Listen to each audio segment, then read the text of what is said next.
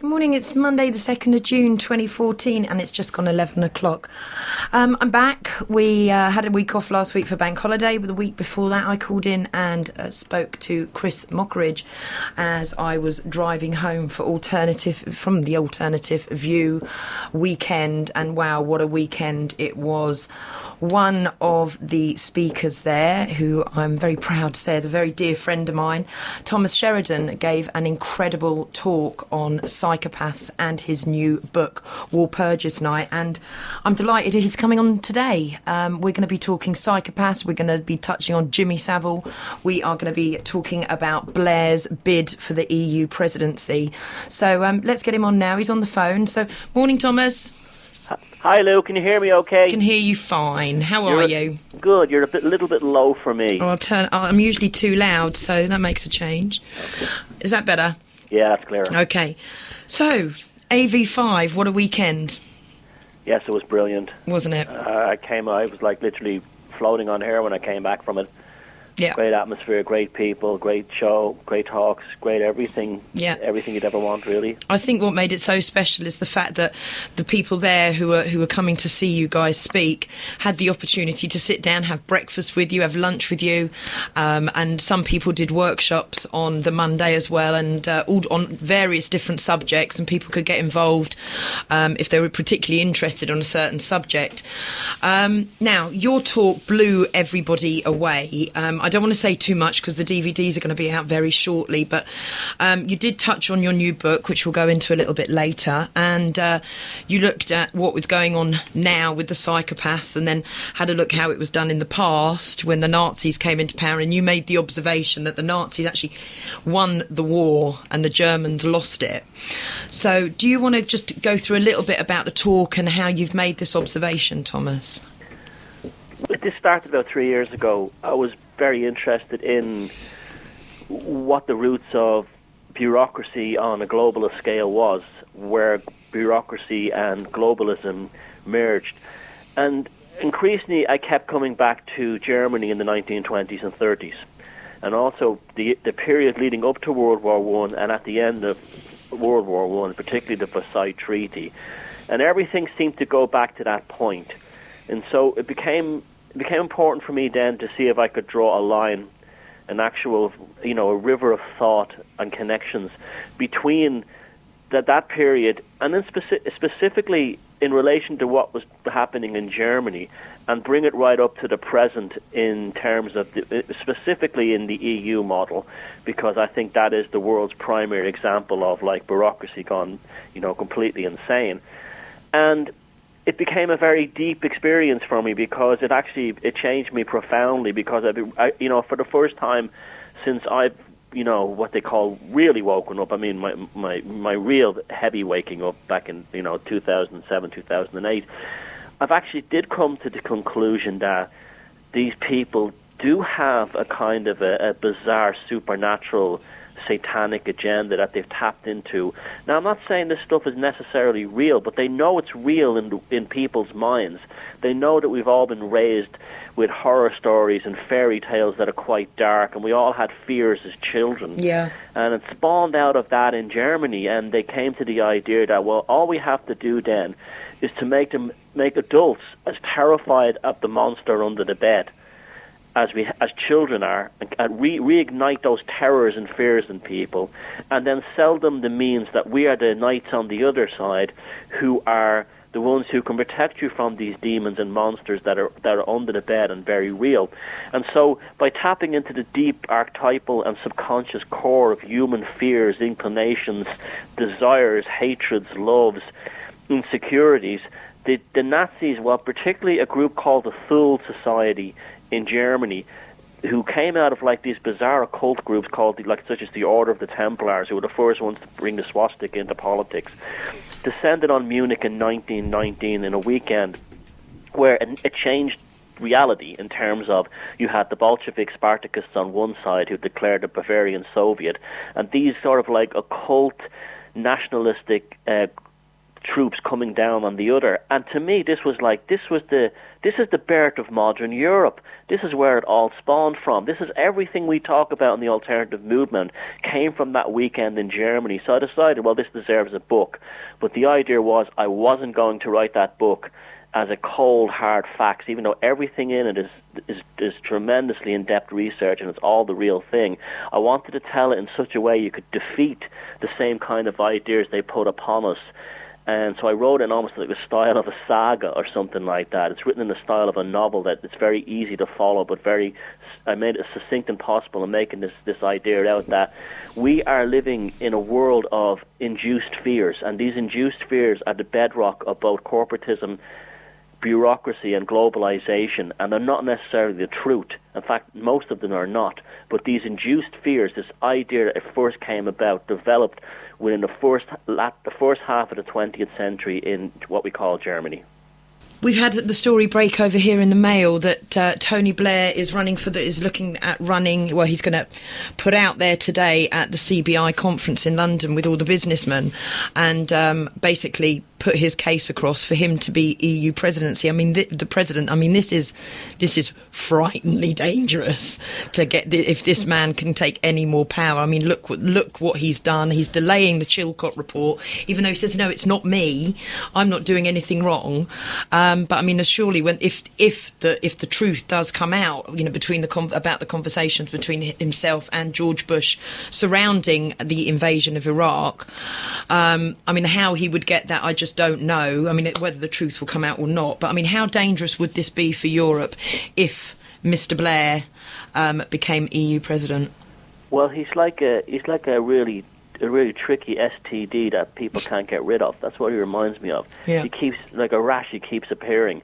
And this seems to be his path to salvation. He's so completely insane at this point that he actually thinks that his route to salvation, his road to Damascus, that will free him from being a psychopathic war criminal that he is, will be to become president of Europe, and that will make everything okay. It's almost like someone who has a history of wife beating and beating his wife and kids up, and then comes up with the idea, well, if I divorce this woman, leave these kids, and then marry a new woman and not beat her and her kids up, then that will make up for it. I'll have restored my name. And this is exactly how they think. This is the kind of quote unquote logic that these lunatics apply to themselves and the world in general. Now, the thing with Blair and this thing, he's so tacky almost in it. The first thing he did was he converted, the last time, about 8 years ago, he converted to Catholicism because he did up the sums and realized that the European Union is mostly Catholic. So that was like a tacky thing. And, you know, he's been desperate for this ever since. He really wants his place in history as one of the greats, particularly among his own people, where he's despised the most. They love him in America, but in the UK he's absolutely despised, even by people from Labour, because of what he did and his relationship with George Bush. But there are other aspects about that thing that George Bush, those meetings with George Bush that they're trying to suppress as well. And this ties in with my work also on, the early history of the National Socialism, is that I remember when that first broke and that was first going on, they were talking about the two of them inside the Oval Office, praying and hearing voices and responding to these voices which they interpreted as gods. Now, this is the kind of level of the people who are running this world. We don't know what kind of madness they got up into. And if those tapes got out, we would clearly see how insane and spiritually and psychically infected these people are. They're just not like us. This is why when people meet politicians and they get this feeling like, that's not the same kind of human being I am. And these people, especially Blair, they ooze that. That's the kind of guy you would never go for a beer with, or you would go for a cup of coffee with. He's just so alien to you. And these people are extremely dangerous in that sense, because what they're trying to do is to infect the rest of us. So Blair, by becoming president of the EU, can then work about using the massive bureaucracy of the EU to rewrite his own history, make sure that he's never pulled before the War Crimes Commission at The Hague, and so on. It's a devious tactic, but it's also pathetic at the same time too, and I think a lot of people are seeing it that way also. This morning, Jimmy Savile victims have reached up to 500, and my observation is that and nobody at the BBC knew. No one at the BBC knew. Esther Ranson didn't know. BBC producers, BBC directors, nobody knew that this man was going around doing what he was doing to children, and dead bodies in morgues, keys to hospitals. Are we ever going to get to the bottom of it, Thomas? Well, they're all going to deny it because they're all liars. I mean, Esther Ranson is a disgraceful human being. Here she was pointing out paedophiles everywhere around her, except the ones standing beside her. I mean, that alone by itself, that's disgraceful. Now, when Savile, I have some very strong opinions about the Savile case. I believe he was actually a serial killer. I believe there's enough evidence there that to actually connect him as a partner in cahoots with Sutcliffe, the Yorkshire Ripper, and Sidney Cook. To me, it's like how he was. Now, this is a very long story, and I know we have a limited amount of time. Well, we're all right, Thomas. We've got like 40 minutes, so you tell the story. Okay, back when I was first learning and trying to find information in psychopathology back in the mid-1990s, there was very few books around about non-criminal psychopaths, like people who work in banks and those kinds of psychopaths. It was all criminal profiles written predominantly by journalists or people who'd worked in the police services. One of the best books was written by one of my favorite authors, David A. Yallop, who was like probably the last of the great British journalists. And he wrote a book, and he was actually down in South and West Yorkshire when the actual killings were going on. He was an early form of the entrenched journalist, what we call today the entrenched journalist. He was into the police departments. He came to the conclusion that Sutcliffe was the killer, but there was another one. He had an accomplice. And there was the reason for one of the things they pointed out to this was that there was one person. This is quite disgusting. I know this is mainstream radio, and we're early in the morning. But basically, a medical condition relating to someone who would rape was apparent in the killer, but Sutcliffe didn't have it. It basically was the passing of blood during the sex act through the penis. It's called a secretor. Now, anyway, years later, Yallop said that the case was deliberately thrown into confusion by the cops in order to protect the second killer. The second killer was somebody, he speculated, if you read between the lines in the book, was somebody who must have had powerful connections and got away with it. Now, we know for a fact that one of the bodies was found literally behind Savile's apartment in Leeds, and another one was found in the grounds of the Royal Infirmary Hospital in Manchester that night, where he was actually there that day doing his quote-unquote, now, charity work. Now, Savile, because of his bizarre...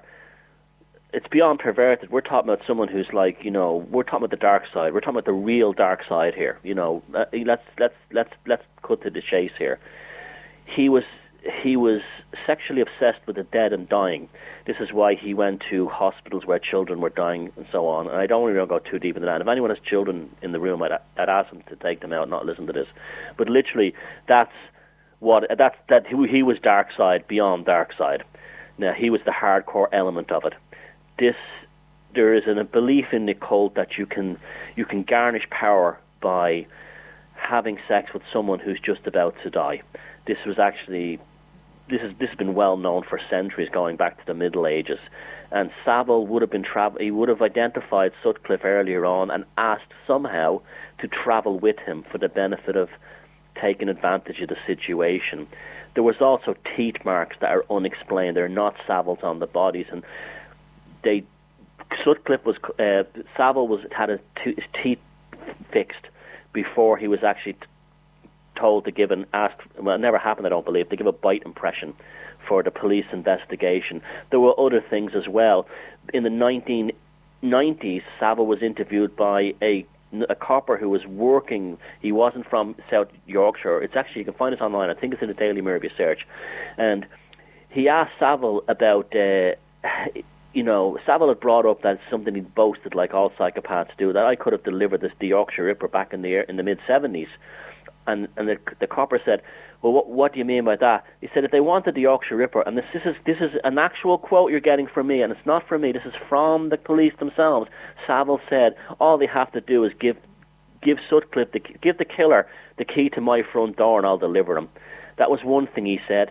And then the policeman said, that's a very strange comment. And Saville then said to him later, after winking, well, I've got some friends in the forensic lab up there. Now, this is just incredible. Yeah, and this totally. is all verifiable. And I haven't even scratched. If people go to my YouTube channel, Thomas Sheridan Arts, there's 2 videos. Jimmy Savile Hellgate is the first, and the other one is Jimmy Savile 666 Killer. And I will present you with evidence there. Now, I'm not saying I'm completely right about everything because it's old-fashioned journalism I was doing, working with the best evidence I could get. But Savile had to have been connected with some of those murders. And others, including the murder of a young girl up in Hebden Bridge in Yorkshire in the 90s, when he was living in a caravan very close to where this young girl was murdered, and everybody in that part of Yorkshire was questioned except him. He was getting away with it because he had tremendous power over everybody, incredible power. And I always remember when Sutcliffe was interviewed when Savile died, Sutcliffe was talking about Savile like he was still afraid of him. Now, people can speculate any way they want about that. Esther Ranson talks about him on the BBC when she was interviewed as if she's still afraid of him, as if he's still alive. I don't know if this guy had powers that we can't imagine, but I can tell you something for a fact, that all this hype and hysteria about the paedophilia stuff, which definitely went on, is a cover story to distract people from what really lies behind that veil. And it's so dark that if it was to get out, it would rock the foundations of society. Yeah. I mean, there are reports that he was also connected to prolific child killer Sidney Cook as well. And that's come sort of from Bill Maloney, who's been obviously Bill's been working on this for years. I mean, he's been talking about it like 7-8 years ago, and people, no, completely wrong. There's no proof and all the rest. And Bill's been there like from the start saying about it, and the connections possibly with Sidney Cook, who's very ill in jail. He is still alive, very ill in jail. There's vast amounts of proof. I mean, even that Louis Theroux special where he interviews Savile. Savile is practically boasting about it. He says things like women are brain damaged. He calls his bed the altar. It's just, it's these guys. See, there's a tremendous ignorance of psychopaths. That what they do is they tell you what they do as jokes and sarcasm, and because they're getting a thrill from it, they're loving it, they're getting this thing called a rush, and it's a flood of dopamine in their frontal cortex, and it causes a thing called duper's delight, a smirk. You'd go back and you look at every single Savile interview where he's hinting possibly at something much darker, and you'll always see that smirk, the lip going up on one side, caused by a trigger in the muscles of the flood of dopamine in his frontal cortex, because it's called duper's delight. He knows he got away with it. Yeah. And I can actually say that studying this Savile thing has been so dark. I've actually had to pull away from it for a while. I guess if it's, and I've been looking at this stuff for years. If it's affected me this badly, God only knows how it'll affect the average person if they ever found out about it. Yeah, I mean, there's that video. Bill Maloney showed it to me a month or so ago, and I sent it to you earlier, and you said you'd seen it last week, where Savile is admitting that he smuggled a little girl in to the palace and brought her inside the palace and gave her to Prince Philip. Yep, it was on Parkinson. Yeah, and he's openly admitting that on Parkinson. And the guy from MASH is sitting there, the American actor from MASH is sitting there looking quite uncomfortable. Alan Alda from MASH. Yes. And you look at Alan Alda's face, and he is, now this is a Hollywood actor, so he's no innocent flower, and you can actually see that he's deeply perturbed by the way Savile is both acting and what he's talking about. That's basically, my website is thomassheridanarts.com. The new book, Valpurgis Night, if you want to support me, is available on Amazon. Brilliant. And that's basically it for between now and the end of the year. Well, great. Well, hopefully you can come and visit us when you're over in August on the tour, and I'm sure we can get something set up down in Plymouth or even here in Totnes for an evening. That would be great. All right, Thomas, I'll let you go. Thank you so much. It's been brilliant as always, and I'll whack up the podcast later. And it's thomassheridanarts.com, and please go and support Thomas. His books are incredible. How many books have you done so far, Thomas, actually? 4 in print at the moment, and they all kind of work together. So they're all along the same kind of conduit. I consider them all survival manuals. Surviving a psychopath in work, a psychopath in a relationship, the psychopaths in the media, and now the psychopaths that come down to us through history. It's all the same idea. They're survival manuals that get you the information out, wham, bam, no jargon, no psychobabble, no OTT reading. You just get the information you need to get your head straight. In your face. All right, darling. Well, thank you so much, Thomas, and we will speak again soon. It's been brilliant. All the best, Lou. Bye-bye. Take care, hun. Bye. Oh, lovely, true gentleman, and hilarious as well. Okay, so that's it for this week.